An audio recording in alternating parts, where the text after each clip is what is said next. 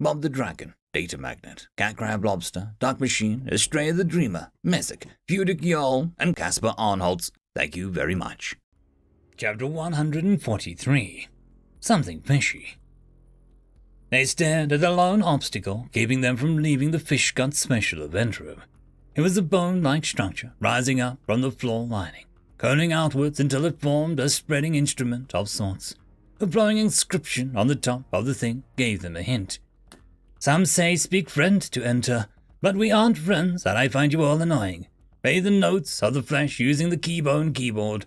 Since I was kind and only put about 180 keys of variant notes, it might take a while to guess the right series of notes. Try looking around, but gestures to the water. Might want to hurry. New, overworked intern. Did it actually just write gestures?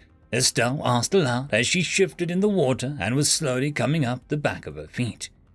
Estelle, Hazard, we should hack down the door and blast it open. I don't see any traps, Khan pointed out as Oz shot the man a disapproving look behind his back. Hazard was going to speak, but was surprised when Estelle beat him to the punch. I don't fancy being imploded. Punching into a dungeon is fine, Khan. You connect the inside to stable outside. Punching a path inside a spatial dimension space to an unstable dungeon floor. We'd be lucky to emerge as fine paste, idiot, she said with a scoff. Khan and Oz stared at the woman, so Hazard felt the need to explain on his cousin's behalf. Her magic major was separation of space and matter using barriers. She knows a lot about magic stuff, he said, and Khan eyed the flaking gold bracelet. Everyone's got one area, I suppose, he muttered. Why barriers? Oz asked, and everyone flinched at his use of mana speak. Estelle turned and looked right at the darkened hood with a dark look. I don't like people touching me, she said, before adding, I can't sleep without a barrier up anymore. She muttered and stalked off to gently peer into the fleshy hole for the hidden notes. They all took time to search slowly through the slowly filling dungeon. There didn't seem to be any monsters, but more than once, a hole in the roof opened to pour mucus down on them. They were easy to spot, and Estelle's barriers proved to be exceptional umbrellas. Before long, they had 10 round stones with depictions of notes on it. That's still our combinations, Hazar muttered aloud, the water up to his knees now. It was a little off-putting since the water was warm, like a swamp. C-U-Y, Estelle said, tapping the keys as she spoke, each press of the bone instrument making a harrowing wheezing sound of grinding rock and mournful howling. The keyboard ran into letters, then numbers, then simple pictures of emotions. The notes they found happened to be all in letters. You all suck, Oz said abruptly, making them all turn with surprise, but they shut up as he took all the rocks and spread them out. Ooh, Oz said, reading each letter with ease, stepping forward, moving his hand out, and Estelle skittered out of reach as he weirdly shaped gloved hands. He shifted the letters one at a time until they spelt, You all suck, Hazar repeated with a groan. Could be a coincidence, Khan pointed out, without any real argument to his tone. Oz turned to him. The signs, they point to this answer, he reminded, and no one could quite argue. The sign maker was quite a character. Estelle played the notes in a series, and they began to sound out the tune similar to a spluttering drum being beat before lifting upwards. After a moment, the floor in the center of the room began to open, draining the water away. This was great until they saw the hole kept growing. Hazar shouted for them to retreat, but all the fleshy dolls had become so stiff as stone with thickening blood vessels. This better not be a butthole, Estelle screeched. You're all lucky, came a familiar voice, and they looked over to the instrument where Maharia the fairy rested, tapping a few keys lazily. She pressed a few. How does it go according to Delta? Tra-la-la-la-la. Not quite, she said as the hole expanded. New hasn't finished with this place. He got the basic idea in place, but there's going to be challenge rooms like stomach acid and windy lungs and, all the good stuff. Well, it's tra-la-la-la-la, she muttered to herself as Khan fell into the abyss below with a yell, his position the most awkward. Is this a death trap? Hazar demanded, readying himself to surrender and hoped the dungeon was true to its word of letting them go. It would not risk his and Estelle's life if it could be avoided. Maharia fluttered her wings and smiled at him. Oh, it's always a death trap, but you've only amused her so far. You aren't even worthy prey to snap the jaws of failure on. No, you're going down to the next floor. Exciting, isn't it? She said before eyeing Estelle, who was slowly toppling over the edge, her heels turning an inch of the edge into magical platforms, cheating a little. Maharia floated over innocently. Don't you dare, you little monster! Estelle growled, but Maharia pushed her with a single finger. Ah, yes, trolololol, she said with a bright smile as Estelle vanished with a scream. Oz swam dive after her without a comment.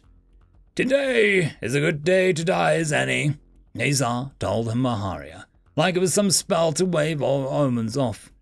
Wrong. Today's the day you learn, and what good is knowledge to a dead man? Well, unless you're me, then it's quite useful. But for you, no. You'll live because you're going to see something amazing. Maharia leaned into Hazar's footing began to slip. What? He said through gritted teeth. How amazingly outclassed you are. There was never any hope, and when you understand that, I want to see you break. It'll make me feel fuzzy inside. The fairy beamed, and he fell, doing his best not to yell in panic. Maharia looked down to see one of the spiders from the court peeking out from her ribcage. False alarm, it was just a spider. No humanity left, she called down with an "Oh, silly me" dripping off her tongue. She swooped down in the air and dived after them. Maharia was not going to miss them meeting the Bob.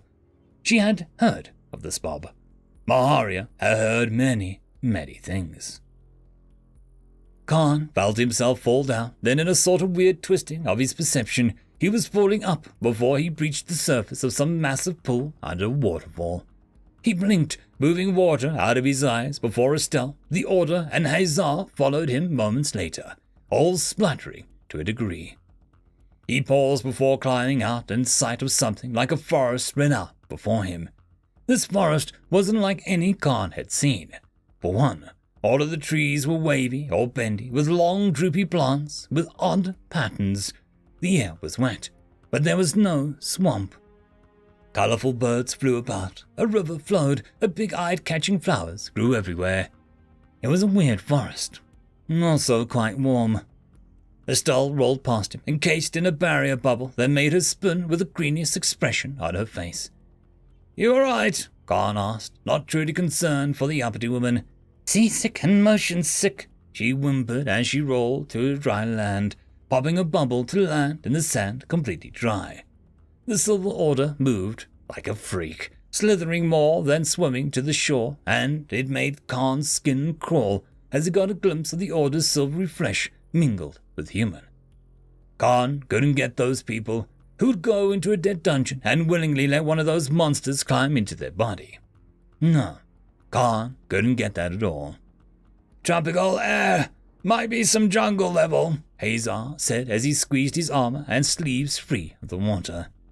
A jungle, a jungle, a funky forest. Khan would choose which he preferred later. What is the difference between this and a normal forest? He asked, and Estelle shot him a withering look from where she sat on one of the rocks. She clearly didn't think Khan had much thoughts in his head. He did. It just didn't involve jungles. Heat stroke, venomous creatures take a sharp rise, and 10 different insects could kill you at any time. Hazar offered, and Khan brightened. Sounds great, he admitted. It's like you never leave cities, Estelle said mockingly as she waved her staff about, getting a confusing mist of readings back. Khan stared at her, head tilting. Why would I? Trees and rocks don't have money. Squirrels and wolves don't hire assassins. Bugs don't have safes, he said with an odd tone that made the woman look at him for a split second in fear, but she glanced away. Then why are you here? The Silver Order asked. Because I was paid to be here. Now I might do it for fun, now that I know this kind of thing you find in dungeons, he admitted as he twirled his knife, flashing it down to stab something between the tall grass. His knife came back with a tiny, squirmy creature. A little man made of fungus and carrying a spear. It withered away from the acid with the pained motion and crumbled to dust. It, didn't do anything to you, the order protested, sounding disturbed and angry. Khan frowned as he bent down. Could have, might have. I don't trust anything that needs 10 bodies to surround you, he commented, readying his knife as there came an angry shuffling from the bushes. Something flew from the corner of his knife and he turned, letting 3 tiny darts fly past. He moved with his heart pumping as the danger as more darts came for him. His allies coiled out in surprise, but Khan already found 2 more of the snipers and removed them as a threat before retreating. Keeping his back to the water pool, Khan ensured that he had one direction to put his back to. Something moved at his feet and Khan moved without really thinking, sending his foot crashing down on a red crab, crushing it. Its friend stared before backing up, clicking its pincers in shock. Khan was confused. Crabs didn't feel joy, pain, or love, yet this crab looked upset. The jungle went quiet. A meditating woman opened her amphibious eyes as an orange bird on her shoulder looked ahead. They're not worming their way out of that, the bird said, and the witch doctor didn't sigh at his words. Fools and death. I doubt a stronger romance exists, she agreed. Downriver, a boatman doing his 200th squat stood up with shock. My friend needs my stick to beat rude guests with. Sir Bob, I'm coming, the strong man said and began to push his boat up the river with ease. Near the hot spring, a lazy, graceful frog paused in her cleaning of the waters. Is that my problem? I could make it my problem, she mused in her beautiful kimono. She shook her head for a moment. Nope, don't care enough to walk through the jungle in heels, she announced. Deep in the most sacred of shrines to the frog people, an old sage meditated, not stirring. Not enough droppings had hit gale-force winds to rouse him yet. The tallest frog merely guarded his bridge, hand tightening on his spear. Khan turned as all little jungle demons ran. The sun had abruptly been blocked out, and it was raining. I'm not associated with him. I love little fungus men, Estelle said, voice straining and high. Khan kept craning his neck.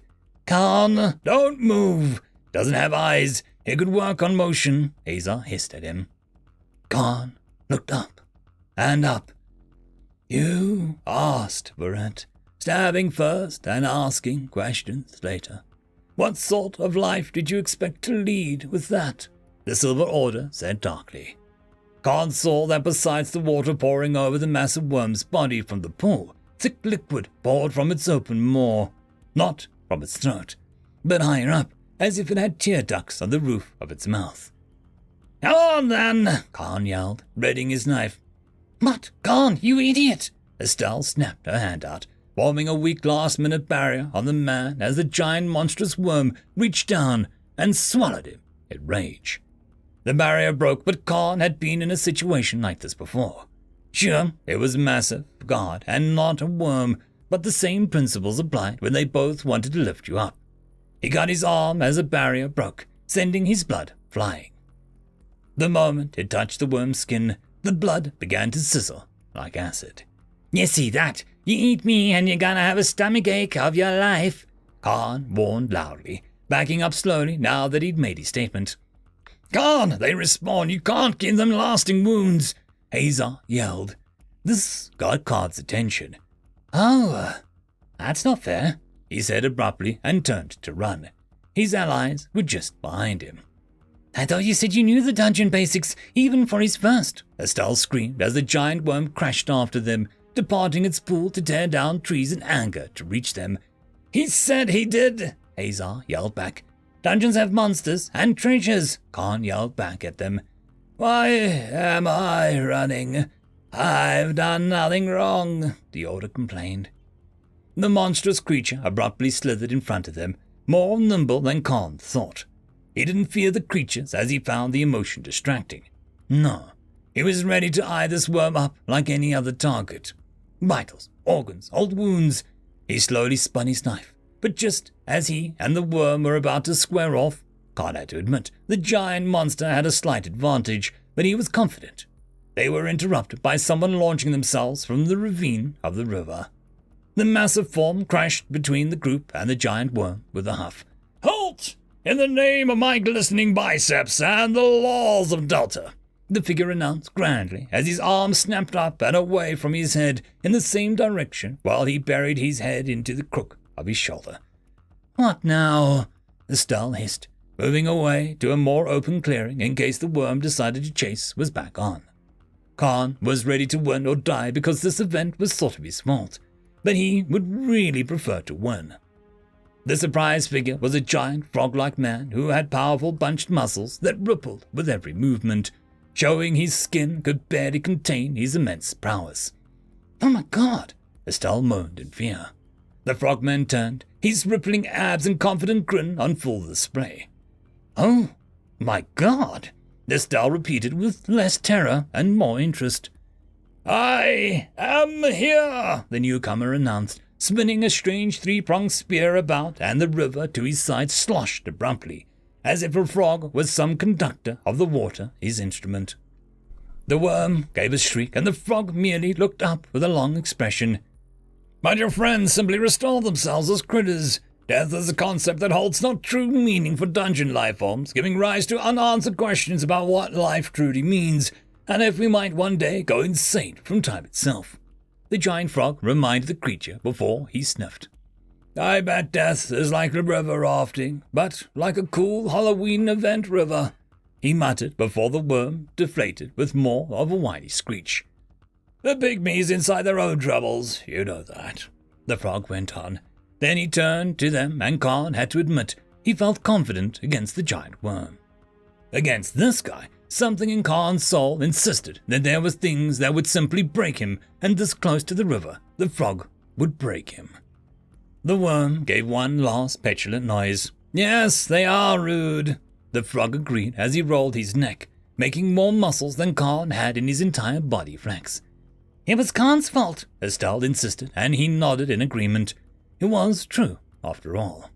"Well, in that end, it doesn't really matter. Visitors who arrive by flesh and moon. I am Rael, Lord of the River and the first of the second floor. Do you seek trial by combat or trial by water?" the frog continued, arms crossed. "Combat means we fight," Hazar began, and Rael's smile turned far too eager. "Me." As Rael said this, the river heaved, making the currents turn rapid. "I find the prospect less than exciting," the Order of Silver announced quickly. After the others agreed, and Rael looked deflated. Fine. One day, yeah." He winked at Estelle, twirled her staff.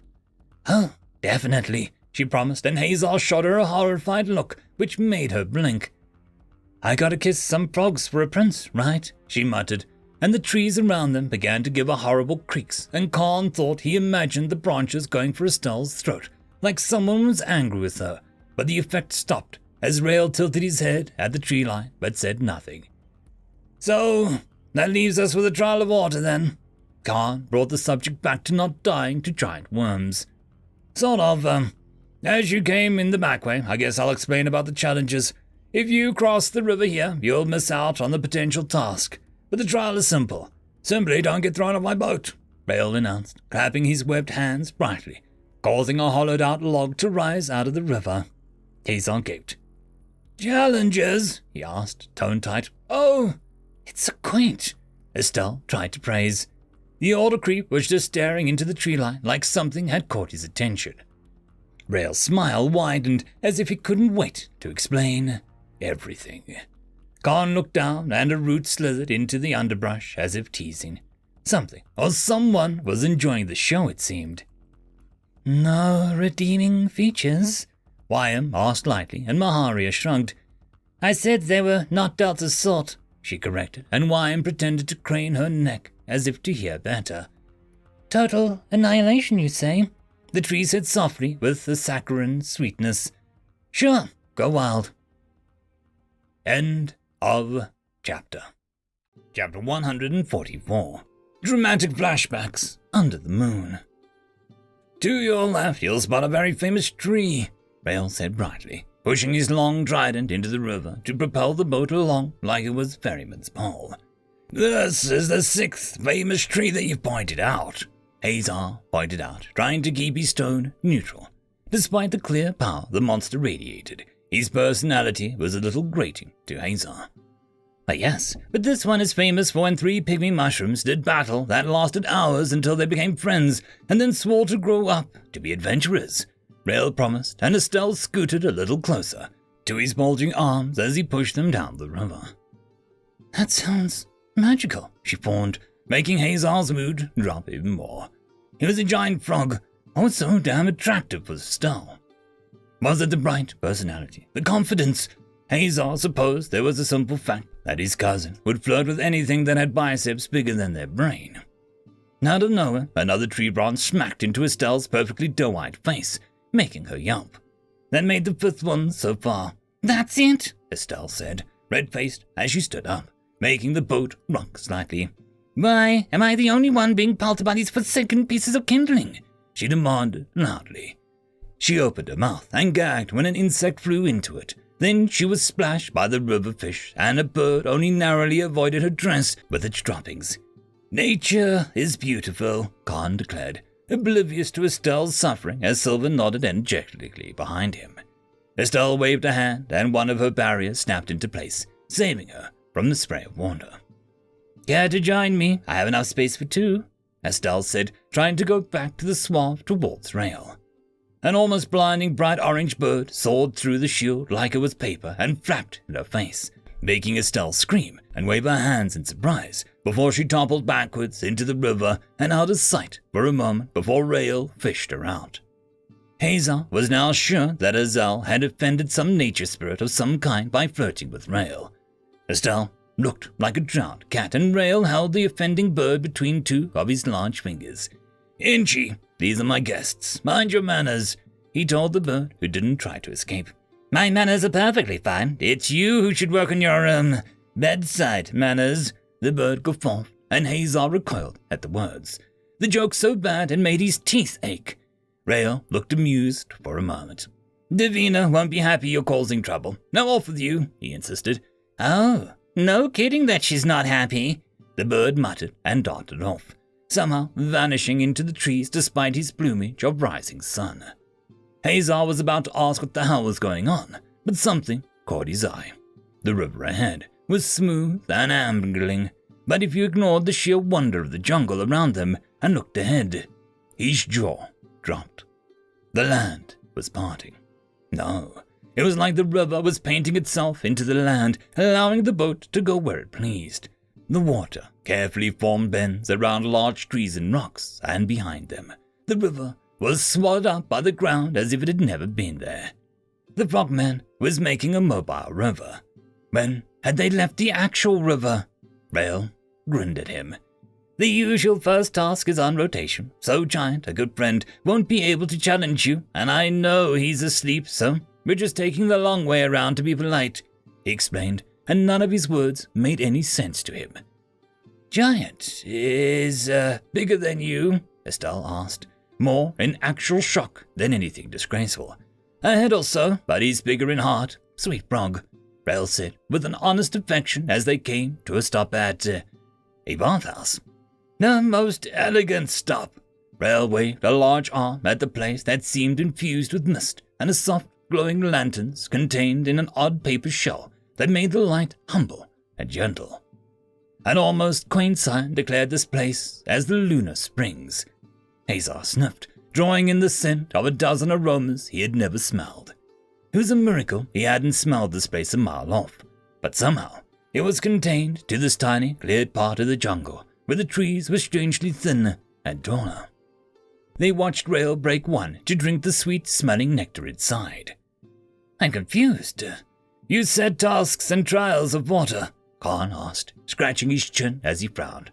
Rail nodded and inhaled once. The second floor's boss, the only way down is guarded, not just by a powerful force of nature, but also 3 impassable gates, Rail explained as he sat on his boat, bobbing up and down in the same spot.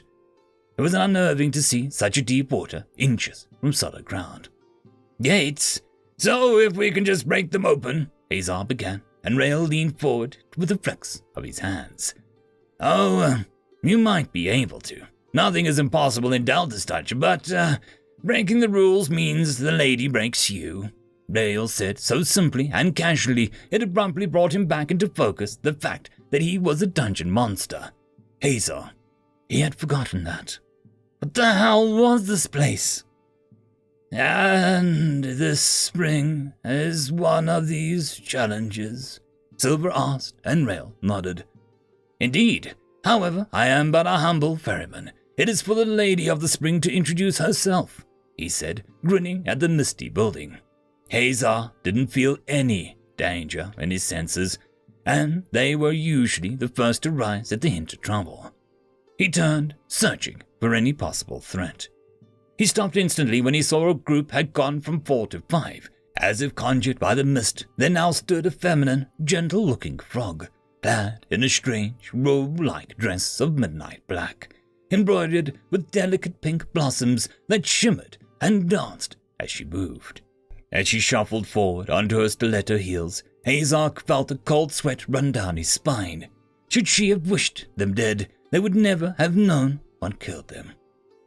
Welcome, most honored guests, the smaller figure said, and her strange robe-like dress was decorated with images of falling pink blossoms on a black background.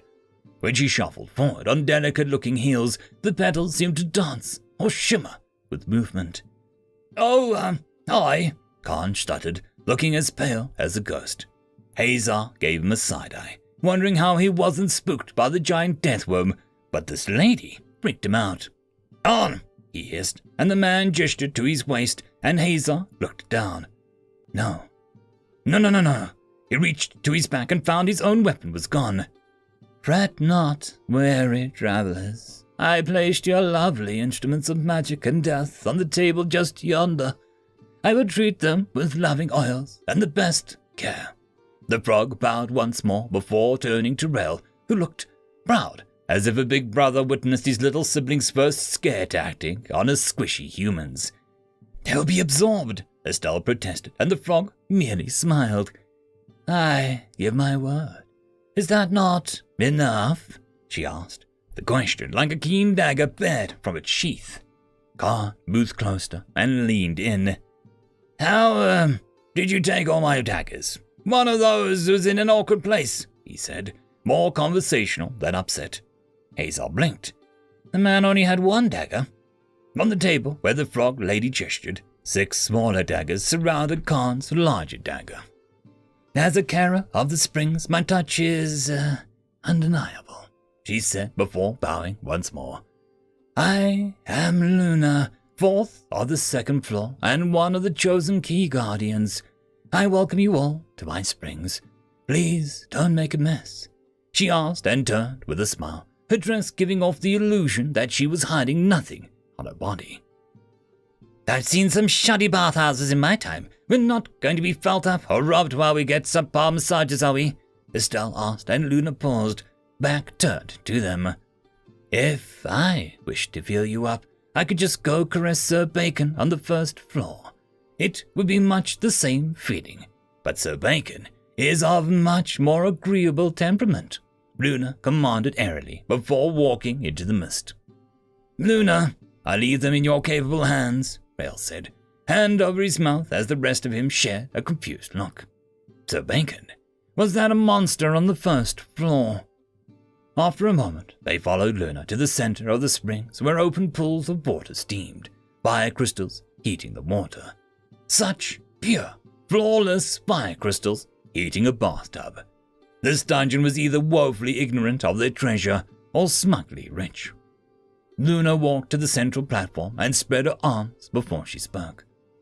Normally, these springs would be a haven for long, weary travelers who might have ruptured organs, smashed bones, bleeding veins, popped eyeballs, she listed, sounding more excited by the possibilities as she went on. An exploding heart is neat, Khan agreed as Luna listed more gruesome injuries. But as challenges, the springs will serve a different function. The trial of water has but another name, she explained before looking at each of them in turn. The trial of cleansing, she finished. As she spoke, the pools that surrounded her began to glow with a light, as if the moon shone beneath each body of water. I assume that it isn't us just showing you that we can bathe, Hazar asked. Luna smiled as she eyed them all, still semi-reeking of fish guts and worm spit. "It's a start," she admitted, before pointing to one of the pools. "I prepared a special concoction that'll lure you into a special test. The test itself poses no threat, but I must warn you that it'll bring back many unpleasant traumas. If you feel your past pains are too great, then do not step into the pool. As there are 4 of you, only 2 must pass," Luna said softly. After a moment, no one stood back, which surprised Hazar. He thought the silver member might refuse given the circumstances, but... "Very well. I have prepared bath suites for the changing rooms. Everyone needs to wear undergarments. Uniforms are there for anyone with issues with their image or would rather be respectful." Luna pointed to the 2 small shacks. "Can we not just go naked?" Khan asked, not seeing the point. Both Estelle and Silver turned to him with a glare. "No. Innocent children bee workers might pass by," Luna said affronted. Hazar also had an issue with that, but he still had his past lover's name inked across his, well, nothing he'd want Estelle seeing. She'd mock him for weeks. "Never thought that I'd get near naked in a dungeon," Khan announced as he took off his armor and shirt, revealing a hairy torso and so many scars that they seemed layered one over the other. Hazar stared at the 2 marks on his shoulder. Clipped wings, symbols of an old slave trade business that was torn down. Those marks were stamped onto the younger slaves, if Hazar remembered right, to remind them that they had no future. Hazar didn't exactly recall what happened to them. Just that the name of the owners were torn down as if some beast ripped them apart overnight, leaving only the slaves alive. If he recalled, one of the slaves made a report to the kingdom, but what he saw had undone his mind. Hazar hoped to never meet the demon who did that. Mila turned to Rudy and slapped her daughter's hand. "They aren't cooled yet," she barked, watching the meat puff pastries with an eagle eye. Rudy scowled, shaking her hand. "I'm part demon. I can handle hot food," she said, as if Mila could forget who her father was. "It's manners," she retorted, and put them in the oven to cool. Mila was feeling oddly twitchy, and Rudy saw. "Spill, you old handbag. What's making you tense?" she asked as gently as Rudy ever did anything. Mila scowled, but shrugged. "My old nose is acting up. Thought I smelled." She leaned out the window towards the forest in which the dungeon laid. It was a scent hours old, but lingered in the manna-rich air. Hot sand, ice-spilled cacti, men riding dark horses, blood soaked in the dark sand, bringing more monsters.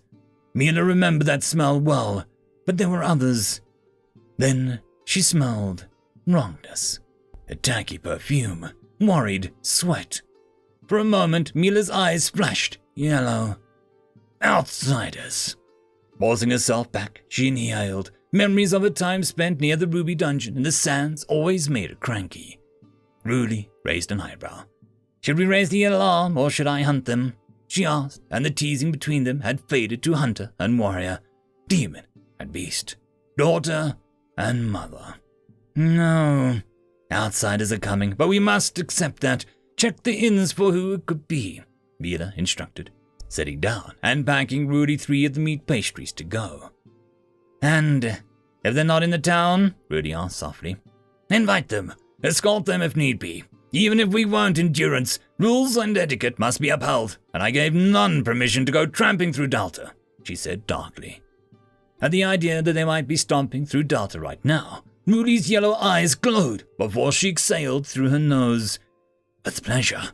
I'll give them the tour, personally," Rudy agreed, gone like a dark predator out the door. Mila turned to the window, inhaling once more. "Wrongness and metal," she concluded, thinking over the one scent in particular. She knew that smell, but it eluded her. Mila didn't dig deeper into her memory. Things that she didn't remember anything about could possibly be lurking just below an innocent question or rumination. The wrong memory could undo many years of work, so Mila decided to make some more pastries. She still had so much damn direwolf meat to use. The soul is connected to many things. The heart, the points of energy within the body, the chaotic thoughts running through your ever so tender and fragile brain," Luna said as she softly ran a strange tool around a large bowl, producing a hollow, ringing noise that seemed to sink deeper into a simple volume. Estelle shifted in her pool. The suit she wore was made of some elastic rubber plant. It hugged her body, but she was pleased to see that it went all the way down to her legs and arms. Luna had even given her some nice shorts to wear over it, so nothing was revealed if she got out of the pool. There was little to be done about the upper areas, but they each had their own pool, so Estelle didn't protest. The springs was just the right amount of hot to be deep and therapeutic, rather than uncomfortable. It was odd, since Estelle knew personally that she had a rather finicky, just right temperature for baths and usually had to settle for near, but never perfect. She looked over at Khan, who wore the tiniest of shorts he could, the cretin. She was curious about his back wounds. Some of them looked like his skin had been torn by something with spikes repeatedly, but she refrained from asking. Khan had earned his secrets for now. Silver wore some sort of bulky diving suit, but even then Estelle could see how his body wasn't right. Hazar wore baggy shorts, but she didn't exactly look hard at her cousin. He seemed embarrassed by something though, so she checked for hilarious birthmarks or perhaps ugly tattoos. She didn't see anything, but nevertheless. However, deep within all mortals is a core, a point through which all your experience flows. This core becomes a seed which emanates trauma, hate, pain, and more. This challenge is not to defeat this pain, but lessen its grip upon you. Strength can be gained from this. Luna let the bell ring one final time before putting it aside. And a key, hopefully, Estelle muttered. Where is the drug added? I haven't seen the dancing moon children in some time, Khan called, making some drug reference Estelle didn't get. Children of the moon. Khan was a fool. Oh, I added them before you all changed, Luna said conversationally. Estelle stopped enjoying the cute little pink petals floating on the water, her eyes widening. What? Hazar said flatly. Estelle turned to glare at Luna, but the frogwoman was floating, or perhaps her platform. The mist seemed awfully thick, and the others seemed far away, as if they were drifting apart. A ludicrous thought until she remembered Rail. Oh, she remembered Rail all right. She made to stand up, but when she gripped the side of the pool, her hands met cold marble instead. The uneven rock markings the pool edge was now a weird mix of elegant bathtub and rough stone. The mist drawing closer and closer. Damn it, I thought I'd see some colors or have a minor flashbacks. This is too intense, Estelle complained, standing up. Wow, I thought she was a boy from how awkward she is. That I was wrong, came a nasally snide voice from behind her. Estelle froze, every inch of her withdrawing into a cold steel sphere of, don't look at me.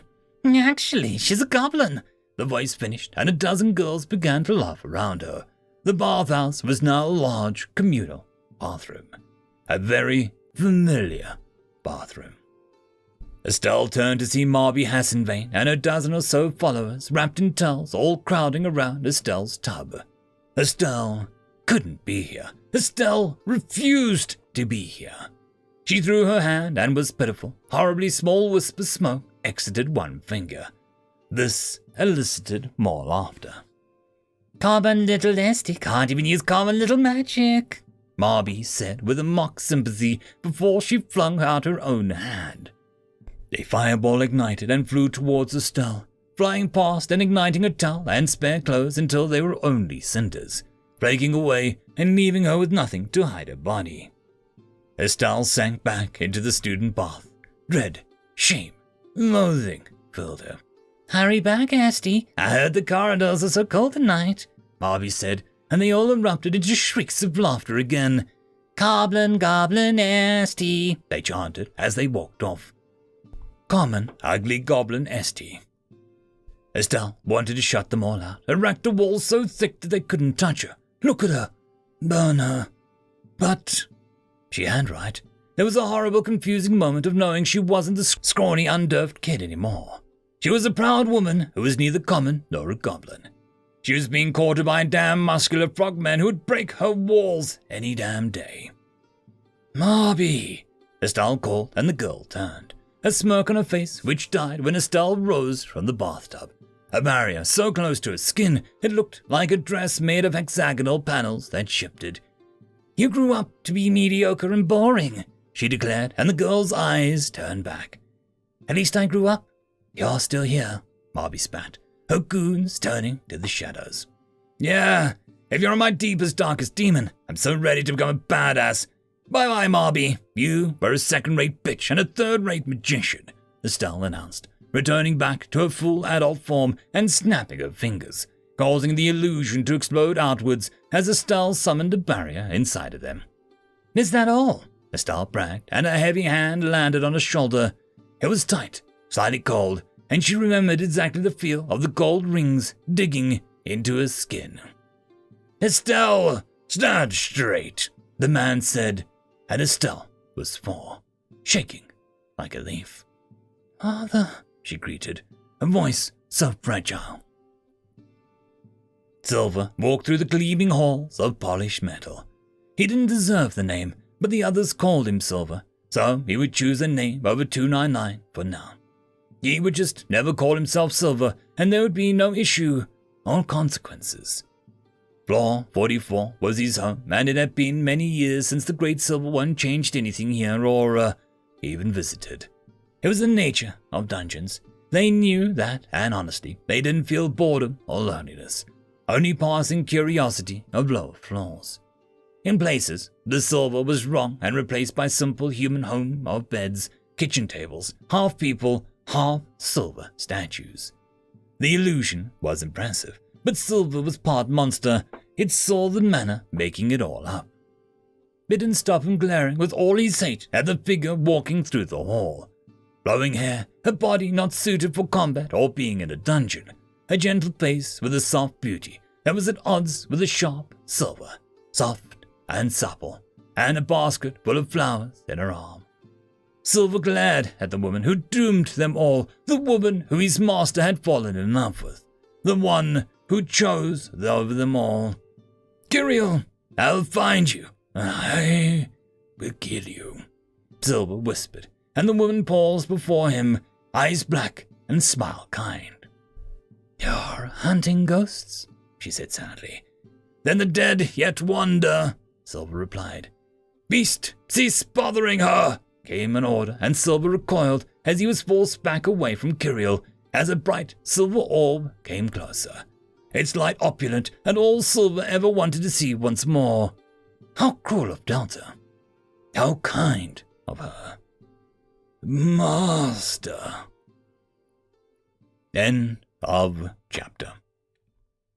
And that, my friends, concludes this video. I hope that you enjoyed, and if you do, please consider supporting the author, even by popping over and leaving a thumbs up or a nice comment, just to show your appreciation for the story. However, if you wish to support this channel, there are links down below which will help immensely. I will see you all in the next one, and until then, I hope that you have a fantastic day. Cheers.